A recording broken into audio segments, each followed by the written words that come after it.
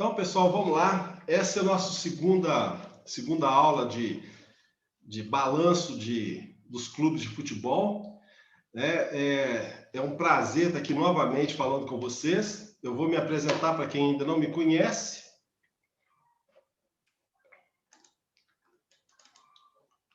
Compartilhado aí, gente? Tranquilo? Ó, meu nome é Rubem, eu sou contador por formação e atuo como perito contábil, já tenho tido experiência em auditoria externa e fui controller de banco por muito tempo, tá? Esse projeto está dentro do projeto Finanças na Prática.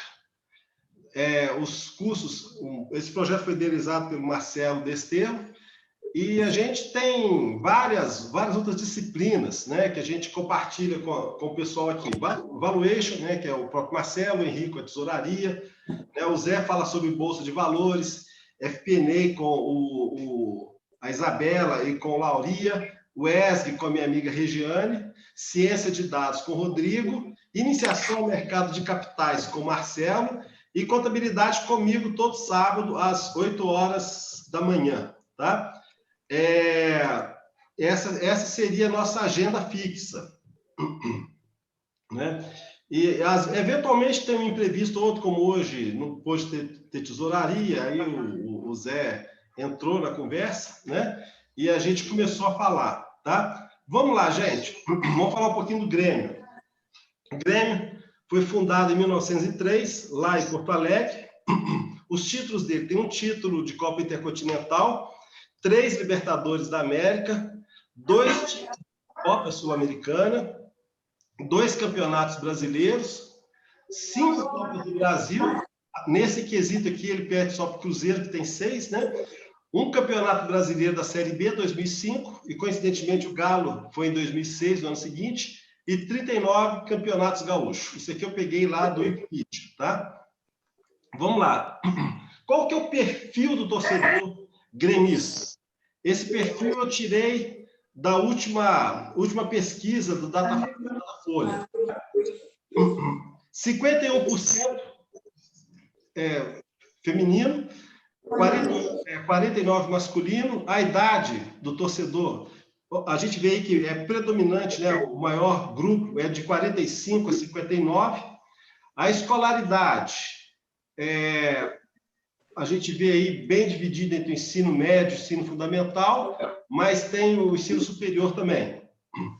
Preferência política, até isso eles falaram, né? Eu só achei engraçado que o PDT tem menos que o PT, porque o PDT é de lá, mas pesquisa é pesquisa, né? Deixa para lá.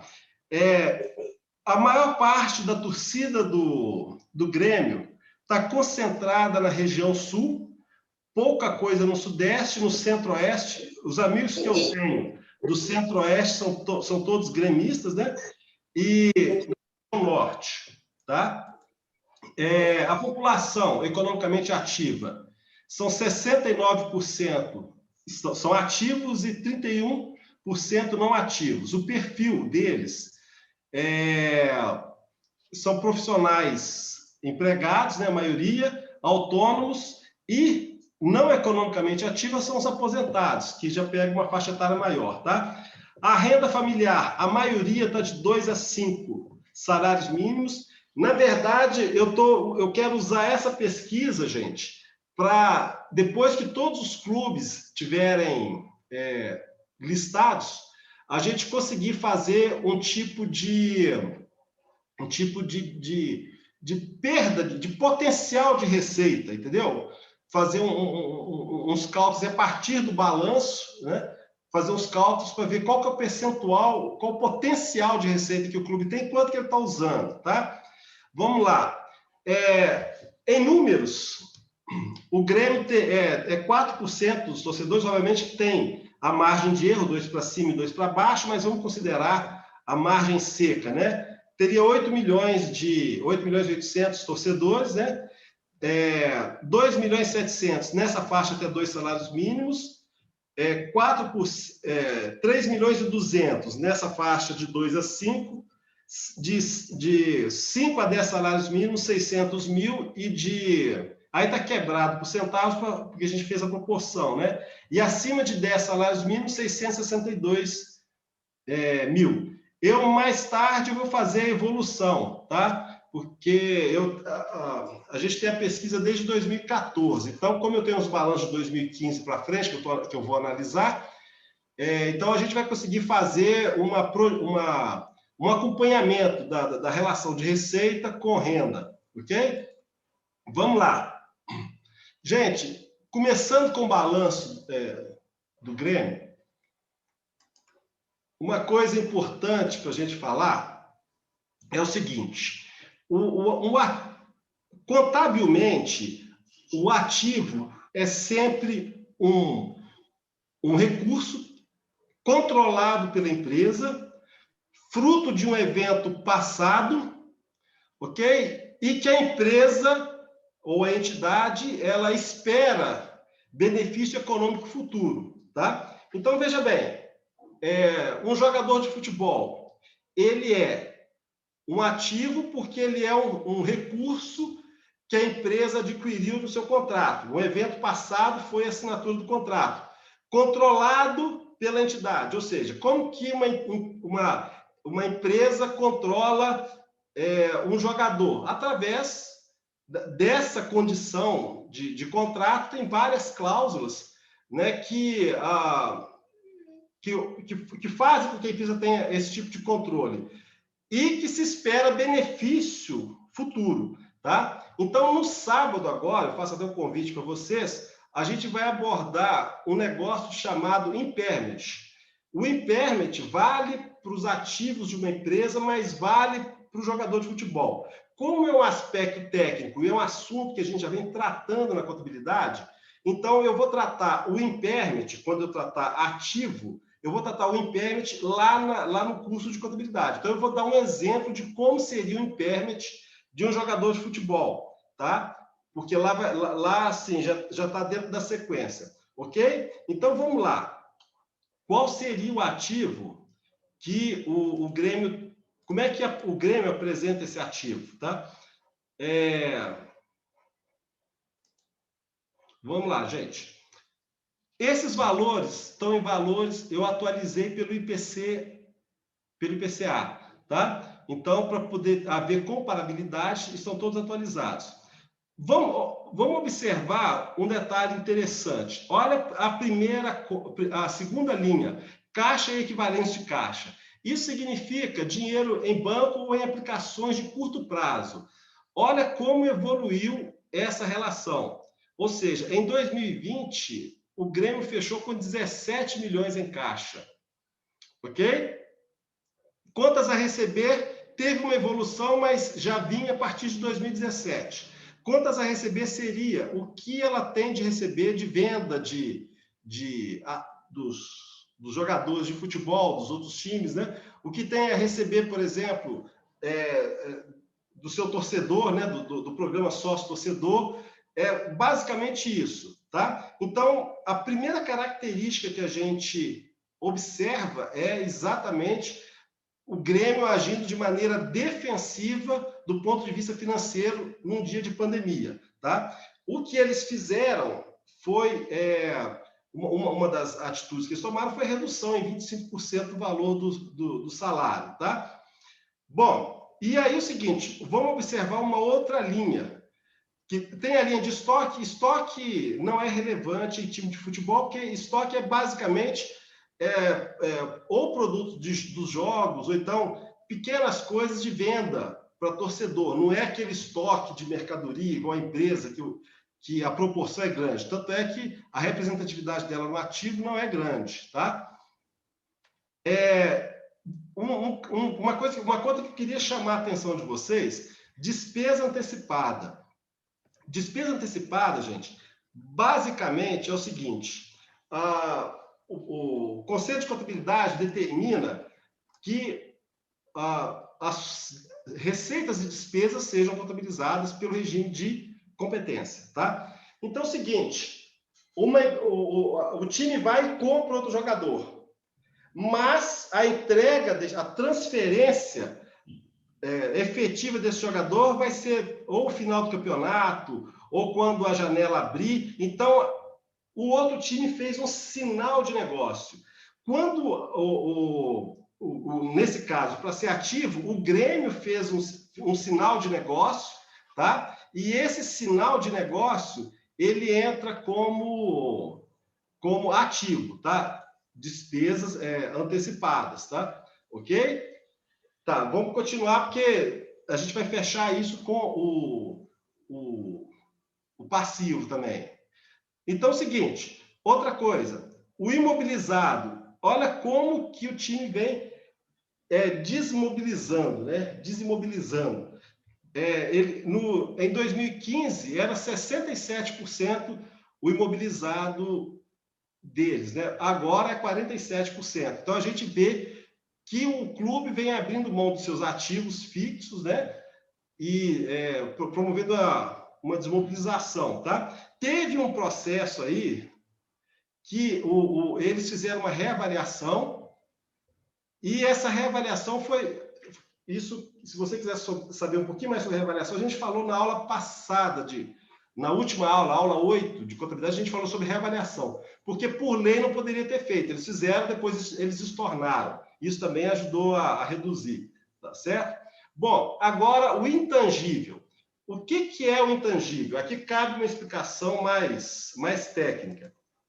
O intangível, gente, todo contrato, tudo que o clube gasta na contratação do jogador, ele contabiliza como intangível, ok? Então, vamos dar um exemplo. Eu estou contratando o meu amigo Cícero para ser centroavante no meu time. Aí o Cícero fala, não, eu quero 10 milhões de luva e mais um outro fato qualquer de contrato. Então, no final, dá 12 milhões na contratação do Cícero. O contrato é por 3 anos, vamos colocar assim. Aí é o seguinte, eu contabilizo no meu intangível os 12 milhões, né? Se eu comprar a prazo, eu vou reconhecer um passivo. Se eu comprar à vista, sai direto do caixa.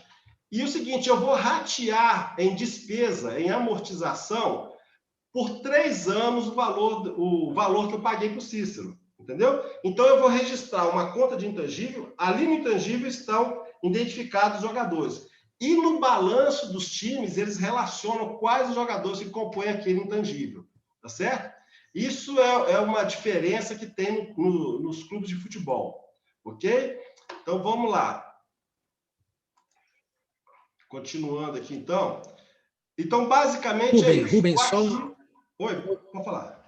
uma observação sobre essa questão do intangível é que os clubes, além da questão dos direitos econômicos, como você falou bem, os gastos com divisão de base também são ativados via intangível. Isso, perfeito, perfeito. Realmente, eu citei na aula passada, na teoria, mas realmente, tudo que o clube gasta na formação do jogador, né? Às vezes paga lá um salário, dá uma bolsa para ele, alimentação, transporte, isso tudo entra no intangível também, num subgrupo. Eu vou mostrar o balanço aqui para vocês, só um minutinho. Mas os gastos com saúde também entram aí com eles? Dado que é a pessoa que é o intangível ou não? Plano de saúde. Não, plano de saúde, benefícios, entra aí, não? Do atleta. Olha, não posso te dizer de bate-pronto. Em tese, todo gasto com divisão de base é ativado, Regiane. Em tese, tudo. Em tese. Porque... Educação, por exemplo, aquela escola do Vasco lá, entraria aí? Que é para a formação deles ou não? Sim. Pensando um pouco na parte socioambiental, assim, entendeu? Porque pode estar aí dentro junto, né? É super interessante. As despesas da escola, do Colégio Vasco da Gama não são ativados, não. Mas até porque o que acontece? É uma despesa que todo ano você vai ter e não vai depois, diferente do atleta que ele formado, você depois vira um direito econômico, né? Então vira um ativo. Agora a despesa com ensino é corrente. Mas é como é feito lá, mas a gente também, pode, se for o caso, a gente pode mudar. Porque forma o cara também, né? Concorda? Igual a saúde. Sim, faz Forma sentido. valores, né? Forma, sei lá, dado que o intangível é a pessoa ali formada, né? Preparada. Ô Rejane, tem um detalhe importante para ser levado sempre em consideração, que é o seguinte, você considera aquilo que você consegue individualizar, tá? E aquilo que você consegue facilmente identificar. Então, existem despesas, por exemplo, que não são simples o rateio. Você faz, por exemplo, um seguro. E também você tem que considerar um outro aspecto, a materialidade.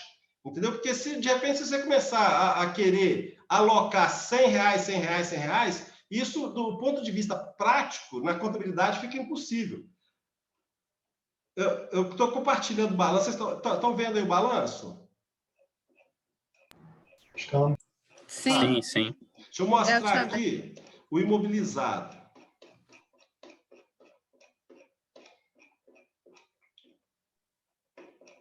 Intangível está na nota 10. Tá, tô chegando percentuais, ok.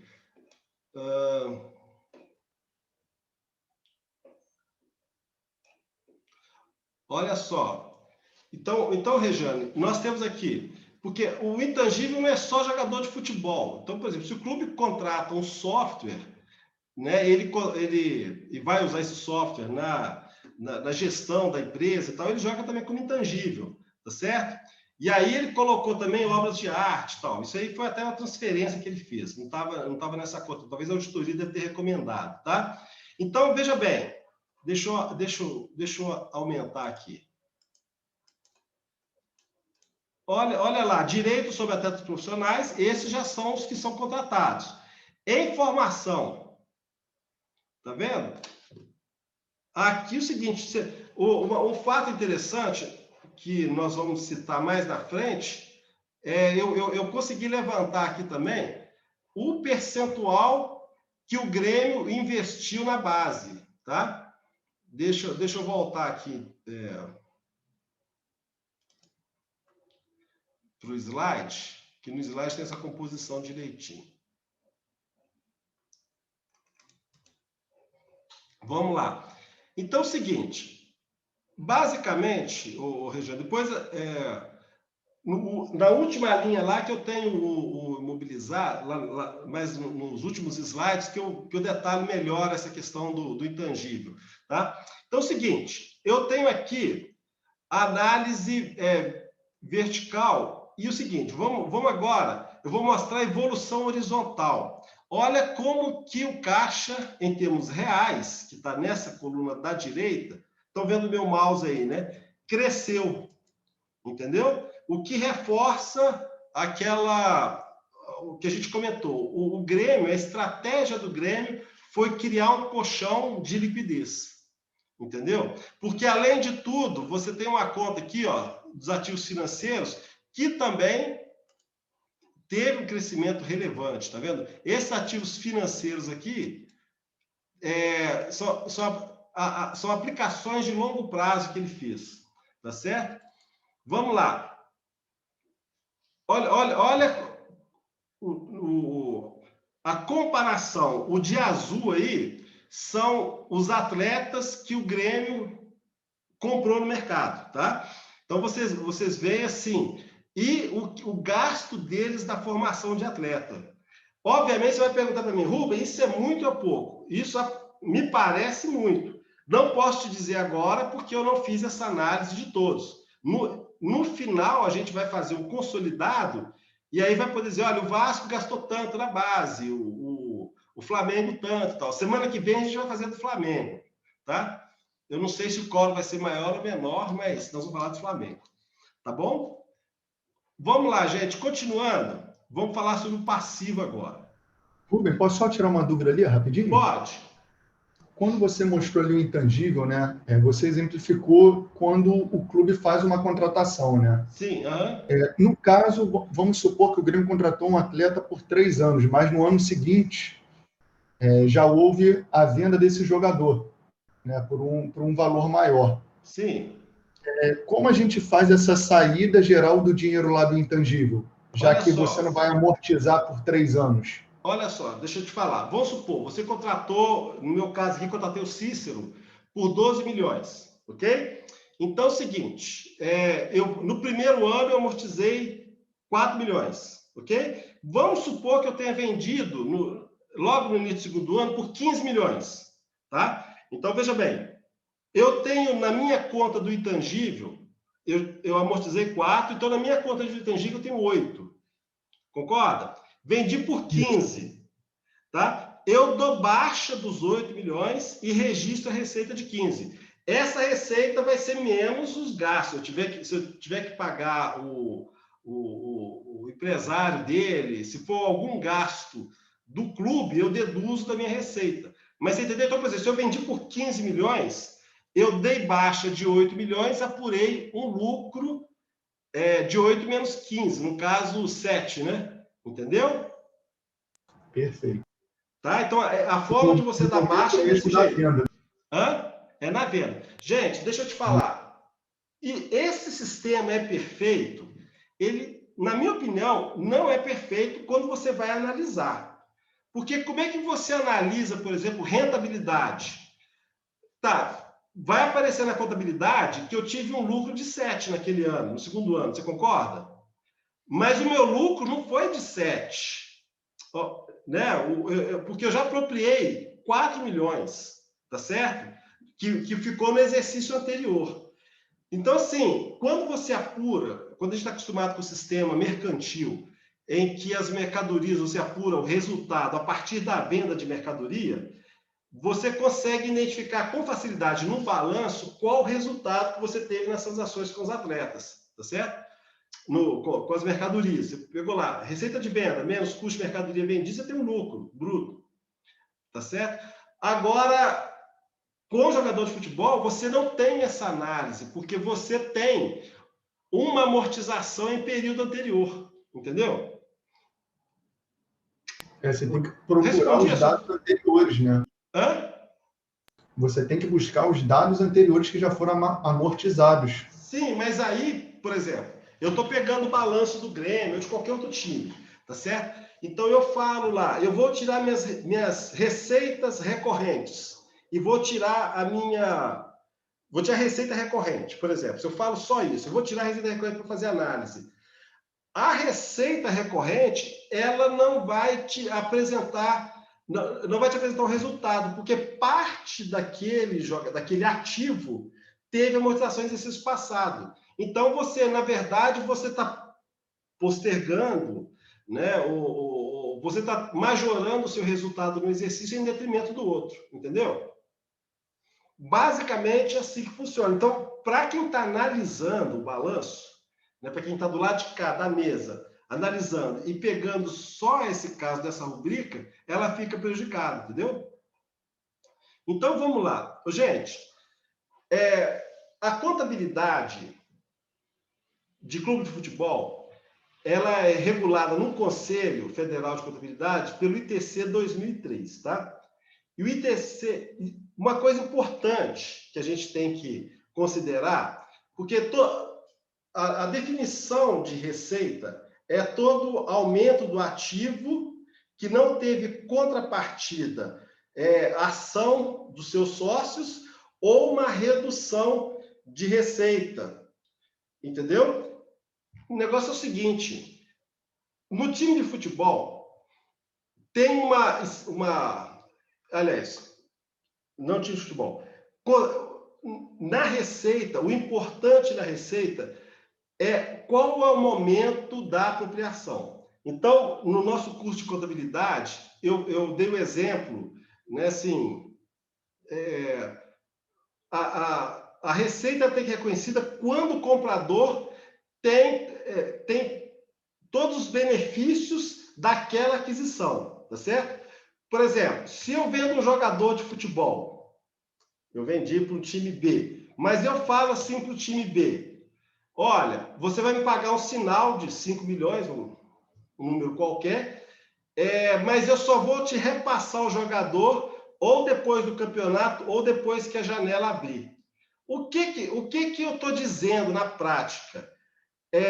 Eu estou dizendo o seguinte, que eu vou receber um recurso, mas esse recurso ele não pode ser contabilizado como receita, porque eu não passei para o comprador todos os benefícios e todos os riscos e potencialidades daquilo que eu vendi para ele. Eu só posso fazer o registro da receita quando eu efetivamente transferir, tá? A mesma coisa acontece, vamos supor que em agosto assinou o contrato de televisão, tá? Para o campeonato do ano seguinte, tá certo? O clube não pode, naquele momento, reconhecer a receita. Ele tem que reconhecer a receita à medida em que ele for jogando e for efetivamente tendo o direito daquela receita, entendeu? Então é o seguinte, o que acontece no time de futebol? Quando acontece essa situação, da mesma coisa que eu falei do ativo, acontece no passivo, tá certo? Então você contabiliza no passivo, ok? E quando você contabiliza no passivo, você só pode transferir, em algumas situações, do exercício seguinte. Então vai aparecer no seu balanço um passivo. Aí muita gente está dizendo aí, olha, aquele clube tem dívida de mais de 1 milhão. Aí é o seguinte, eu fiz uma pesquisa com 3 clubes, tá? Eu peguei o passivo do Grêmio, 508 milhões, peguei o passivo do Flamengo, 900, e peguei o passivo do Corinthians, 1.290.000. Só que é o seguinte, no Grêmio eu tive 123 milhões de antecipação, ou seja, ele vai, no caso do Grêmio, que eu olhei especificamente, ele vai poder lançar como receita nos próximos 3 anos. Então, ou seja, ele tem que ratear esses valores. Tem a venda de um jogador aí e tal, que agora recente, que eu esqueci o nome dele, que ele vai poder apropriar em janeiro. Mas grande parte disso daí é contrato de TV, que ele vai apropriar somente nos exercícios seguintes. Só que o seguinte, a contabilidade não permite que ele registre como receita. Então, a solução é registrar no passivo. A determinação é que seja registrado no passivo, ok? Então, muito cuidado quando você ouvir falar o clube tem tanto de passivo, tanto de dívida. Não é dívida, tá certo? Como a gente viu aí, ó, por exemplo, no Grêmio tem 123 milhões, no Flamengo 151 milhões, no Corinthians 298 milhões, 300 milhões, ou seja, 24% do que ele registrou como passivo não é dívida. É receita que ele vai apropriar lá na frente, entendeu? E isso aí acontece um outro problema, que é o seguinte, quando você vai fazer análise de índices, você está considerando um passivo que ele diríamos, meramente contábil, entendeu? Porque não existe a possibilidade de um time fazer contrato de disputar um torneio, 298 milhões ou 123 milhões, e não participar. Tá certo? Não vou participar, não, WO, não, entendeu? Não tem problema, não vou devolver esse negócio, tá? Então, assim, na verdade, isso do ponto de vista contábil é um passivo, mas, na realidade, não é uma dívida. Então, assim, muito cuidado quando vocês ouvirem jornalistas, comentaristas esportivos, essa turma falando de dívida de time, que não necessariamente é dívida, ok? Era isso aí a observação que eu queria fazer, porque eu estou ouvindo isso aí direto, né? Vamos lá. Entenderam? Alguma dúvida, gente, sobre esse ponto aí, antes da gente continuar no passivo? Queria só fazer uma comparação, Rubem. Você falou agora, no caso do relação em passivo, é semelhante ao que você comentou daquela história das construtoras, dos apartamentos, tal, você ir meio que reconhecendo a entrada de caixa? É basicamente isso. Porque é o seguinte, o clube só pode reconhecer, por exemplo, imagina que o contrato, vamos dar um exemplo simples, tá? Eu clube de futebol, assinei um contrato agora de 10 milhões, ok? Assinei agora, nós estamos em agosto. Vamos supor que a gente esteja em agosto, tá? E por um torneio que eu vou jogar no ano seguinte por 10 meses. Então, o clube ele tem que pegar e jogar 1 milhão em cada um dos meses, mas no ano seguinte, tá? Então, na realidade, né, essencialmente, isso é uma receita, na realidade, não uma dívida.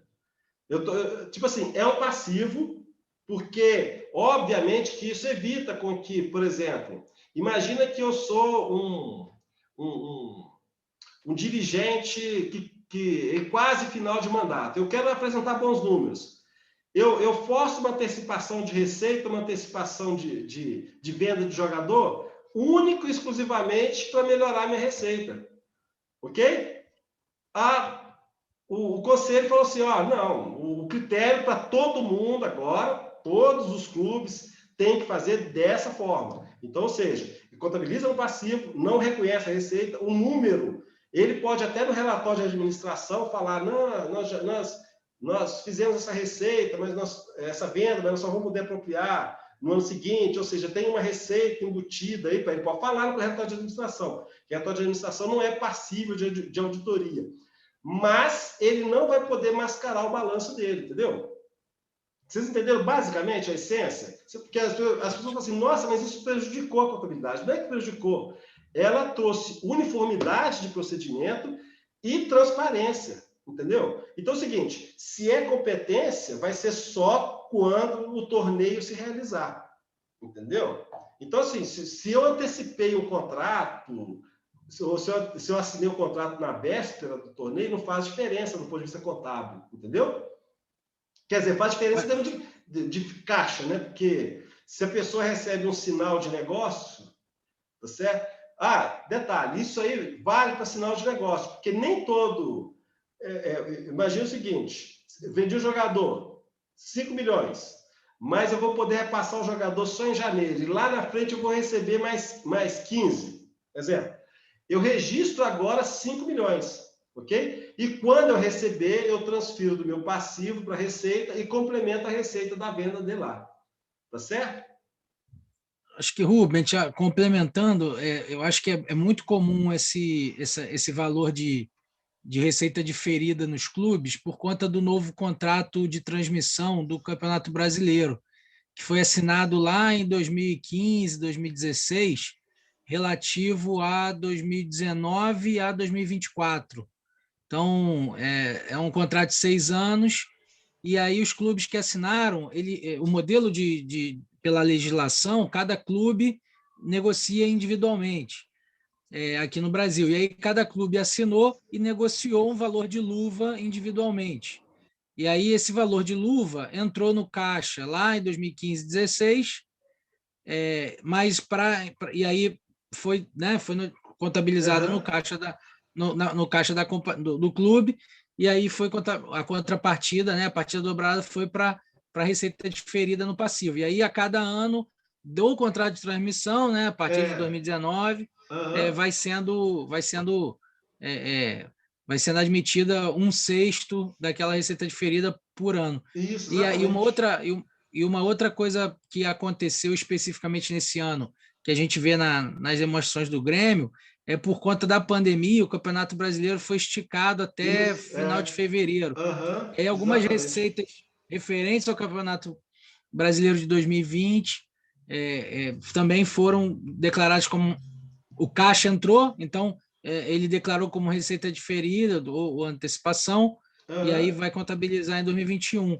E uma outra coisa que acontece também muito com o jogador de futebol é que às vezes acontece a transação antes do jogador fazer 18 anos e poder ser negociado com clubes estrangeiros, né, ou qualquer outro clube. Então, o dinheiro às vezes entra, também é declarado como receita diferida ou antecipação, mas aquilo só é contabilizado depois de 18 anos, quando o jogador pode se transferir de fato, né? Exatamente. Eu dei a cálculo, porque às vezes, por exemplo, pode eventualmente ter uma situação de vendi para a China, mas a janela está fechada, só vou poder transferir depois da janela, recebo um sinal de negócio. O importante, Lucas, que eu quero dizer é o seguinte, é que muita gente está falando por aí das dívidas, olhando o passivo como dívida. Isso é que eu queria deixar assim, muito claro. Nem todo passivo é dívida. E existe um caso específico que é por determinação legal, não é determinação legal, é uma norma contábil que os clubes aderiram e têm que seguir. Ok? Então, assim, nem tudo que está lá no passivo é. Então, na hora de você fazer uma análise, na hora de você ouvir alguma coisa desse tipo, você tem que ouvir com essa filtragem.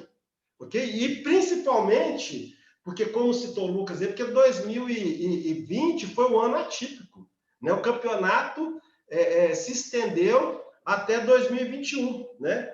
Tivemos o campeão aí, que eu não lembro mais quem foi, que já passou. E aí é o seguinte, toda a receita antecipada teve que se estender também até o final do campeonato. Ok? Ô, gente, nesse ponto, tá ok?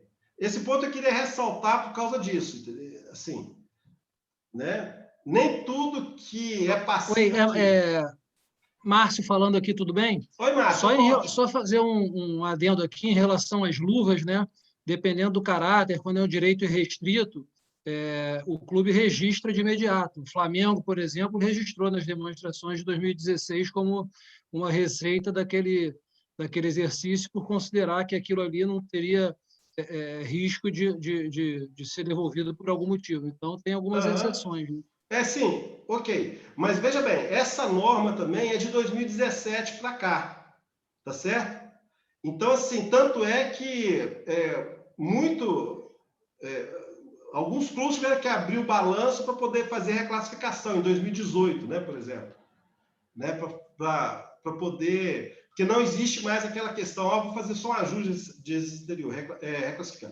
Isso aí, porque, veja bem, na contabilidade, o reconhecimento da receita, nesse caso, igual o Márcio citou, de fato, essa receita, que são as exceções da contabilidade, tá, gente? Eu sempre falo com as pessoas o seguinte, contabilidade, às vezes você dá uma resposta a priori, tá certo? Mas você só tem a certeza da resposta quando você está ou numa auditoria, ou numa consultoria, ou você tem acesso a todos os dados, tá certo? Então, por exemplo, a exceção que o Márcio citou, o contrato é feito de caráter irrevogável, tá certo? Aí é um outro tratamento, tá certo? Aí não cabe passivo, porque, de certa forma, você não tem nem como devolver. Como eu falei, é impossível, na prática, é impossível um time ser eliminado. Desistir de participar de um campeonato, que ele já recebeu os direitos de TV. Na prática. Mas isso não está assegurado, entendeu? Isso aí... Até nesse aspecto, se a gente olhar o que aconteceu no Campeonato Estadual de 2020... teve um rompimento de contrato unilateral por conta da TV Globo. Enfim, dependendo dos motivos, foi um rompimento. E aí todos os clubes, enfim, tiveram que sentar para fazer uma rescisão, mas aquele valor referente aos 5 anos que ainda tinham pela frente de contrato, então, assim, se ele já assumisse o sinal todo, e como o Flamengo, né, pelo que o Márcio falou, o Flamengo fez, eu imagino que teria que ter algum tipo de estorno, não sei, em termos de resultado. Mas o caso dele foi, o Márcio citou um caso especificamente de 2000, antes da entrada em vigor dessa norma, inclusive, entendeu? Porque a norma que exigiu, que fez isso, ela é mais recente. Foi um caso... Mas mesmo havendo rompimento, não teria que ter um tipo de estorno no reconhecimento? Mas aí houve... Qual o fato que ocorreu? Houve devolução? Como é que ficou a história? Porque aí é o seguinte, se houve devolução, ele tem que reconhecer a perda, ok? Uma vez que ele reconheceu a receita lá atrás. Agora, se não houve devolução, mas há um processo judicial, dependendo do estágio dela, tem que constituir a provisão. Né? No caso do Carioca, inclusive, os clubes receberam uma multa por essa quebra de contrato. Então, na verdade, ainda teve um valor recebido esse último ano, e que também, por ser uma multa, deve ter sido reconhecida toda nesse próprio ano de 2020, né, no caso. Eu não contrário, cheguei... ainda teve um adicional de recebimento aí. Eu não cheguei no porque Flamengo, no né? caso do estadual não teve sinal, né? Na verdade, teria que reconhecer ano a ano e só teve a rescisão. Mas no caso do brasileiro tem o sinal, né? É diferente. Exato. Entendi. Semana que vem a gente vai falar do Flamengo. Então, se isso tiver transparência no nosso explicativo, a gente pode até dar uma melhor olhada nisso, né? Então, vamos lá. O que eu queria, gente, na verdade, o meu recado era esse. Nem tudo que é passivo é dívida, ok? Assim, está tendo um estardalhaço tão grande que eu estou até ficando com medo de começar a achar que eu estou errado, entendeu? Vamos lá. Já o passivo do Grêmio, eu coloquei, né? Obviamente, tudo atualizado pelo IPCA, tá certo? Não tem grandes oscilações assim relevantes, né? O passivo é constante. Obviamente que teve um aumento com relação àquela questão dos 25%, né, do direito de imagem que os clubes que ele reteve, né? E isso tá refletido em outros passivos aqui, ok? Então, ele ainda tem um passivo descoberto, patrimônio negativo, mas como ele tem obtido superávit nesse período, a gente vê que ele está reduzindo, né, acentuadamente aí, ano a ano, ok? Então, vamos lá. Aqui nós temos a variação horizontal. Do lado esquerdo é o valor nominal, valor sem atualização monetária. Do lado direito, com atualização monetária. Tá certo? Então, é o seguinte, teve um crescimento no passivo de 80%, também teve adiantamento, né? Porque a questão do campeonato, que ele teve que reclassificar tudo, e também teve a questão do jogador lá, que eu esqueci o nome, que eles venderam e só vai conseguir apropriar nos anos seguintes, né? Em 2021 especificamente, tá certo? Bom, vamos lá, gente. Eu fiz uma análise do custo dos empréstimos dele, dá mais ou menos 9,77%, que seria o que em finanças a gente chama de CAE, custo capital de terceiros, né?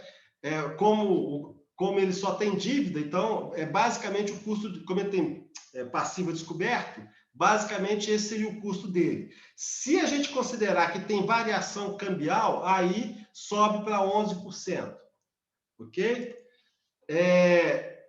Bom, aí eu coloquei índices, tá? A composição do endividamento dele, o de curto prazo, representa 33% das dívidas dele, tá?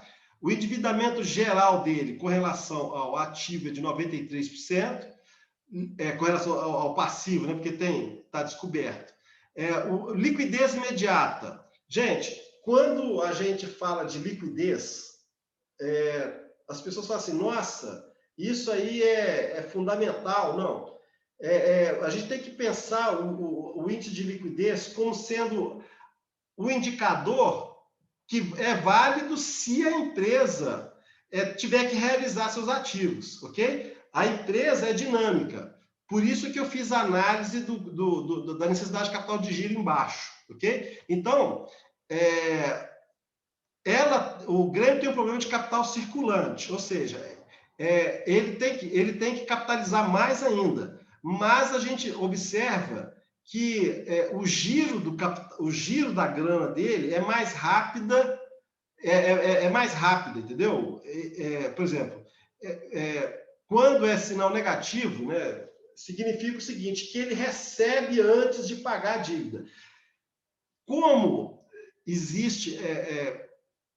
fica prejudicado você montar indicadores, né, de giro, porque você tem a questão que jogador não é estoque. Se jogador fosse estoque, ficava mais fácil de você complementar todo o giro, né? Mas como não é, então fica mais complicado você analisar nesse aspecto. Mas, assim, é uma característica. Até o Real Madrid tem os índices de liquidez abaixo de 1, ok? Então, não é uma coisa assim, time de futebol, o Grêmio está ruim nesse aspecto. Não, isso é um padrão que a gente, quando finalizar, quando tiver mais balanço, a gente vai conseguir fazer esse comparativo, tá certo? Então, vamos lá. Na demonstração de resultado, agora que interessa... Gente, eu falo o seguinte, quem tem time de futebol, resultado não é mais relevante do que a geração de caixa, tá certo? Por quê? Porque eu não sou acionista, eu não estou lá para conseguir rentabilidade, eu não estou lá para avaliar isso. Eu estou muito mais preocupado com o equilíbrio financeiro, tá certo? Então, vamos lá. Eu também não considero EBITDA, não. Eu tenho sérias críticas com EBITDA, mas com o nosso tempo avançado aqui, a gente não vai abordar, não. A gente vai abordar com calma no processo. Mas, enfim, eu tenho aqui as análises vertical, né? Ele trabalha com uma margem bruta de 19,42% esse ano, né? Mas caiu, era 23% em 2015, tá certo? E uma margem líquida de 9,76%, ok? E o crescimento de receita dele, esse ano, ele caiu 9,91% em termos reais, tá certo? 9,91%. Eu acho que o decréscimo deles foi pequeno. A gente vai ver depois aí, comparando com os outros times, tá certo? E aí a gente vai ver qual a estratégia, qual que é o segredo deles aí, se for padrão.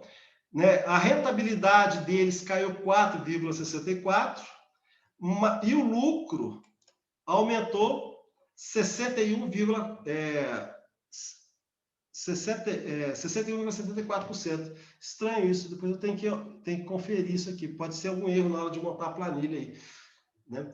Mas vamos lá. A estrutura deles é a seguinte: receita de venda com atleta. Olha como cresceu de 8,92% na proporção para 31,11%. Tá certo? Então, aquilo que a gente falou do investimento na base e tal, rendeu frutos, tem rendido frutos nos últimos anos para o Grêmio. Tá? E receita de transmissão foi 42,05% contra receitas patrimoniais. Patrimoniais é clube,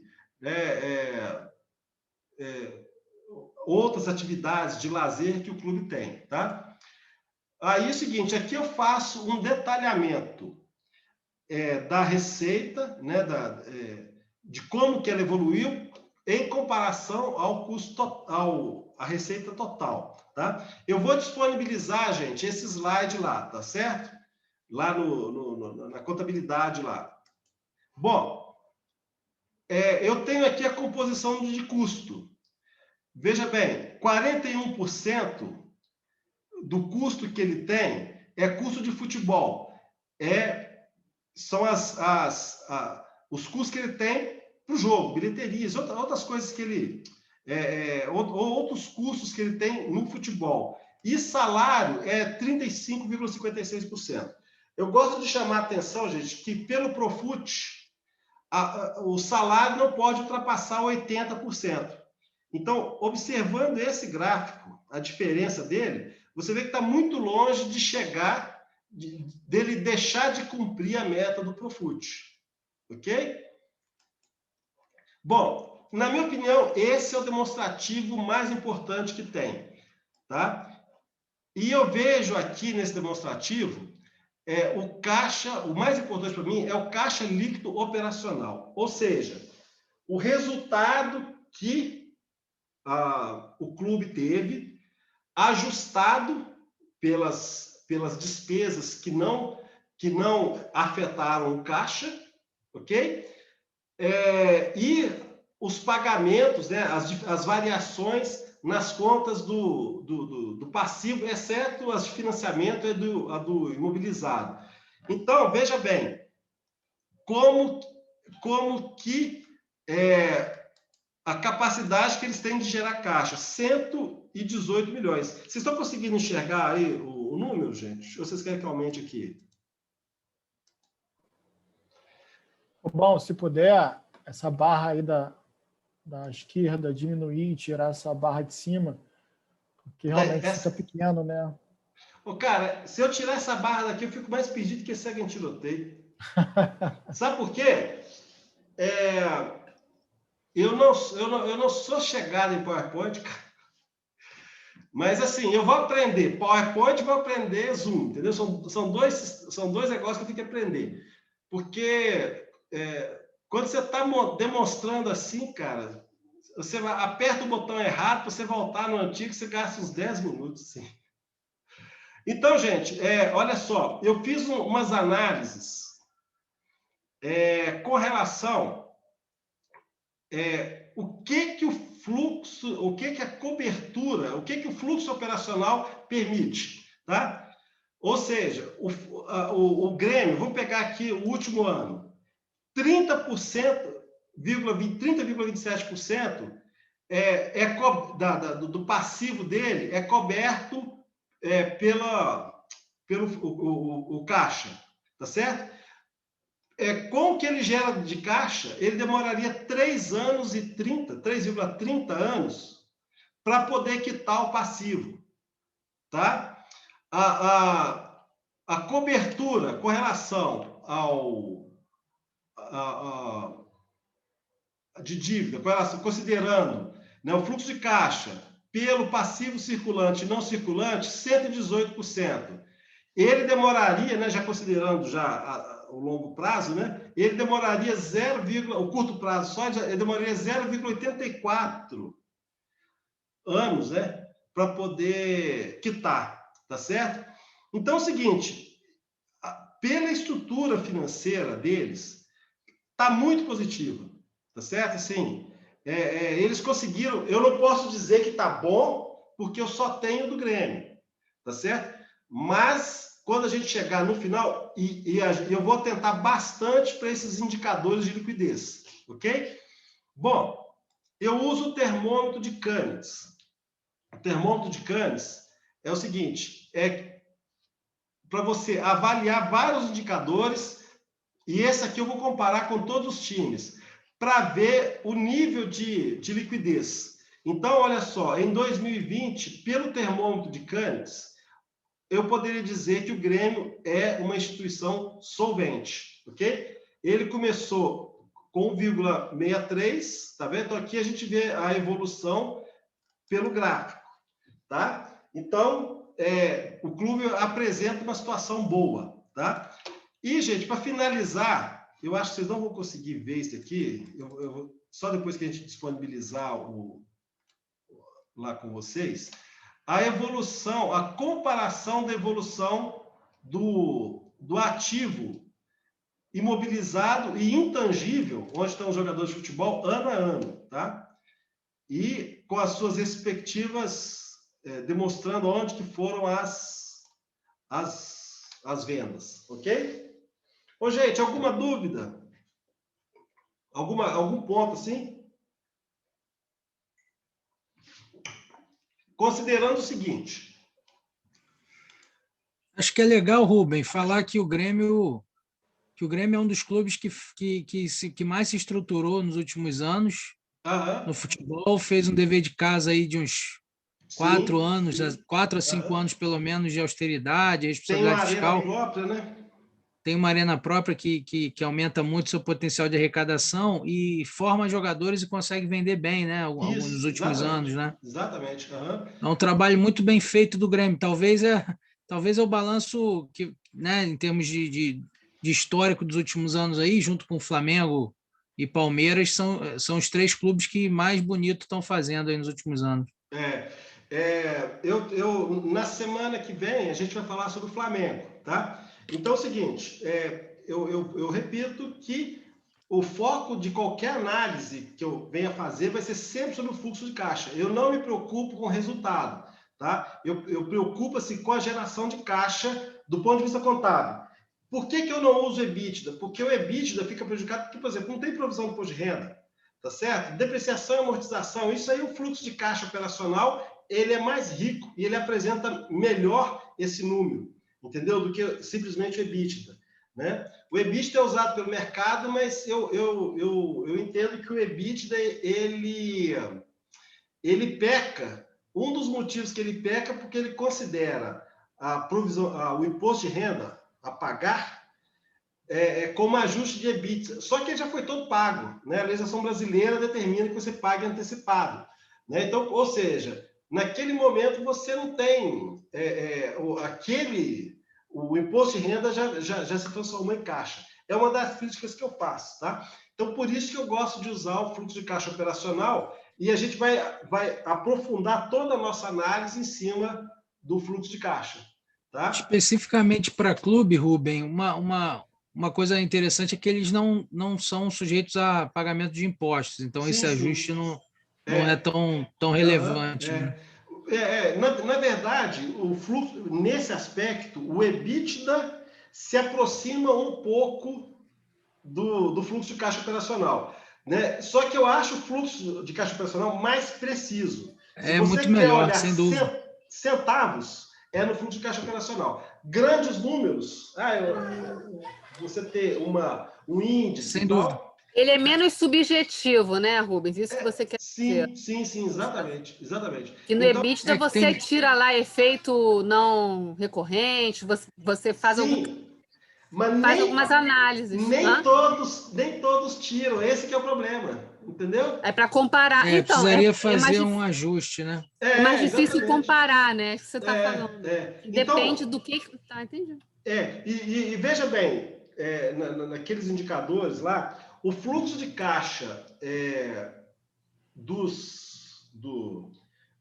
líquido das operações, ele supera do investimento e o do financiamento, entendeu? Então, assim, está muito bem estruturado o Grêmio, realmente está assim, está de parabéns. Eu quero chegar pelo menos assim uns 15 clubes e depois no final comparar todos eles, entendeu? Para poder ver a correta régua, né? Entendeu? Às vezes a gente até é surpreendido. E uma coisa que eu tenho vontade de fazer, não sei se daria tempo, porque esse negócio é muito trabalhoso, é analisar clubes como o Remo, né, de outras localidades, para ver como que está a contabilidade lá, como é que eles estão estruturados, que às vezes a gente pode até ter surpresa, né? De repente times bem estruturados, mas que estão fora do eixo, né? Muito fora, porque... né? Acho que dicas de clubes que vale a pena dar uma olhada desse tipo, Ceará, Fortaleza e Bahia, que são os 3 clubes Série A que eu pretendo fazer de todos. Todos. Apesar... Aí, os que chegaram agora aí, que é o Cuiabá e Chapecoense, não, Cuiabá, Chapecoense e Juventude também vale a pena dar uma olhada, né? Um que deve ser interessante também é o próprio Red Bull, né? E Bragantino, sem dúvida. O Bragantino, a gente tem dificuldade de conseguir balanço deles, tá? Assim, no aspecto de você ter acesso à informação já é mais complicado. A mesma coisa do Atlético Mineiro, né? As notas explicativas não são completas como determina a norma contábil, né? O ITR 2003 lá, né? Então, assim, aí você perde informação, né? Entendeu? Então, o problema do Red Bull é esse, mas realmente também é um caso interessante. Porque também tem muita saída de caixa, né? Principalmente esse ano agora, o primeiro desde a primeira divisão, fizeram investimentos assim bem altos. Até nesse início de ano, né? Comprando jogadores de time grande. Mas complementando, Rubem, o que eu acho bem interessante também no Grêmio, assim, o modelo de negócio da base, ele é meio diferente. Porque desde a época que sobressaiu bastante assim, né? Apareceu muito na época, foi o Luan. Sim.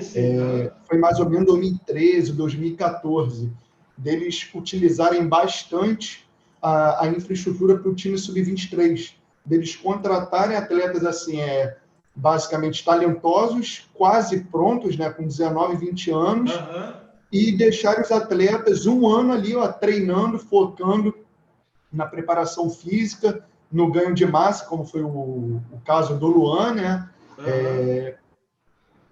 Porque ele até saiu, se não me engano, foi do São José do Rio Preto. Acho que foi mais na Copinha. Então, pode ver que nos últimos anos eles têm comprado muitos jogadores assim da Copa São Paulo, ficam botando jogadores para treinar durante 2 anos, e aí o jogador, porra, explode bastante. Sim. Então, acho que isso é muito, muito interessante do Grêmio, e muito também se deve a... Porra, não tem como não falar dele, né? Do Renato. Ele tem que utilizar aquelas peças mesmo, e o Grêmio vendeu muito, e vendeu bem, né? Sim, nesses últimos anos. Eu analisei um caso do Grêmio, que, se não me engano, acho que deu 90 milhões de receita. Depois eu posso colocar no... Se parar para ver, nos últimos, o Wallace, né? Foi com 20 anos. O PP, Pedro Rocha, o Cebolinha, todos jogadores ali mais ou menos de lado de campo. Arthur, o próprio né? Arthur, o Mateuzinho. Então, eles estão revelando muito. E jogadores assim... E agora eles acabaram de lançar o novo CT. Eles estão investindo pesado nisso. Muito impressionante a disciplina, né?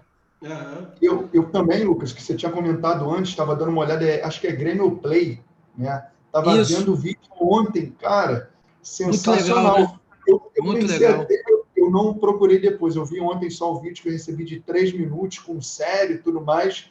Pensei até que fosse alguma parceria com o Globoplay, que, porra, é sensacional, muito maneiro mesmo. É que está caminhando para isso. Se você olhar na base da Netflix, por exemplo, Amazon Prime, você vê uma série de conteúdos, não só documentários, mas até docudrama, tem The English Game, tem muita coisa relacionada a esse mundo que está indo para o streaming. Então, daqui a pouco a gente vai começar a ver também isso, parceria com o Globoplay, parceria com o Netflix e tal. É um caminho muito interessante para os clubes gerarem novas receitas, né? Sim, porque... A própria do Gabigol, né, por agora, muito maneiro mesmo. Sim. Porque, veja bem, eu não sei até quanto tempo o futebol, em termos de receita, vai manter a mesma forma. Por exemplo, até quando o pessoal da Europa vai estar interessado em prospectar jogador brasileiro?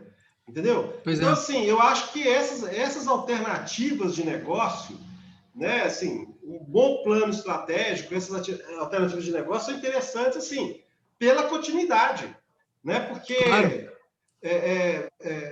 os modelos de negócio podem mudar e quanto mais cedo adaptar, realmente é uma iniciativa fantástica, né? E sendo time, por exemplo, eu posso responder pelo time que eu torço, né? Eu sou atleticano, sou galo e tal. Quando veio o Ronaldinho Gaúcho para o Atlético Mineiro, o Galo poderia ter tido um potencial de receita enorme e não teve, entendeu? Agora que estão buscando as mídias sociais, agora ainda dá tempo, né? Mas assim, e a adesão do torcedor é muito forte, né? Aqui fizeram a campanha 100 mil camisas e em uma semana foi vendido tudo, né? Só eu comprei 4. Os camarotes praticamente esgotados da nova arena. As cadeiras e tal, né? Quer dizer, é um novo perfil. E o estádio, ele deixa de ser somente estádio de futebol. Existe análise, nós vamos fazer o estádio de grama sintética. Por quê? Porque é o seguinte, terminou o show, 2 dias depois tem jogo, entendeu? Teve jogo hoje, o pessoal monta lá, já tem toda a logística, né, de adentrar o estádio e pronto, rapidinho tá, né? Monta e sai, né? Ô, gente... eu acho legal uma sugestão, Rubem, talvez para dar tempo, porque são muitos clubes. Não sei se vale a pena fazer 2 clubes por vez, eu não sei, porque só da Série A são 20, né? Não, na verdade é o seguinte, houve os imprevistos, né? Para início da nossa conversa, então isso aí trava um pouco, né? Mas vai ter que ser. À medida que agora, por exemplo, eu tenho o do Flamengo e o do Palmeiras está incompleto ainda e o do Corinthians está completo. Aí todo dia o pessoal lá do escritório busca os balanços publicados. Até agora, só esse pessoal. Então, assim, a gente vai fazendo assim, a gente vai lançando as bases, vai discutindo os temas, vai fazendo as análises. Com o passar do tempo, eu não preciso gastar muito tempo falando de passivo, entendeu? Todo mundo já sabe quem compõe o passivo e tal, e assim fica mais fácil o papo. É a mesma coisa, por exemplo, nós vamos falar de impairment de jogador, mas eu vou falar isso no sábado, às 8 horas da manhã. Por quê? Porque é o seguinte, lá eu já estou tratando de impairment desde a aula passada, entendeu? Então, se eu for gastar impairment aqui, nós vamos ficar um curso, entendeu? Então, tem esses aspectos, assim, que à medida que vai avançando, né? E com o passar do tempo também, a gente vai avaliando se tal indicador está bom dentro da realidade atual. Porque você vê que eu não fico falando muito sobre índice de liquidez, mas no índice de liquidez eu já tirei os efeitos do passivo que não é passivo, que é receita antecipada. Entendeu? Sim. Então, assim, aí a gente vai aprimorando, vai debatendo esses aspectos, né? Entendeu? Ótimo, muito bom, Rubem, tá de parabéns. Muito legal a análise. Então, gente, quarta-feira que vem, 18h30, também de volta, para falar do Flamengo, né, gente? Eu, como atleticano, vou falar do Flamengo, entendeu? Eu, infelizmente, vou precisar me ausentar e voltar na outra semana.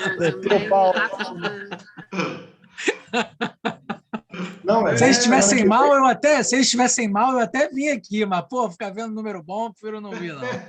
Bom que semana que vem já tem como contabilizar os 5 milhões, né? Do título final de semana que vem agora. Aí, tá vendo?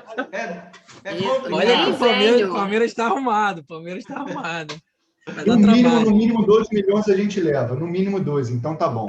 Tá bom, tá ótimo. Ô, gente, então é isso mesmo. O nosso clima vai ser sempre esse, né? Podemos zoar, podemos brincar de maneira respeitosa, obviamente.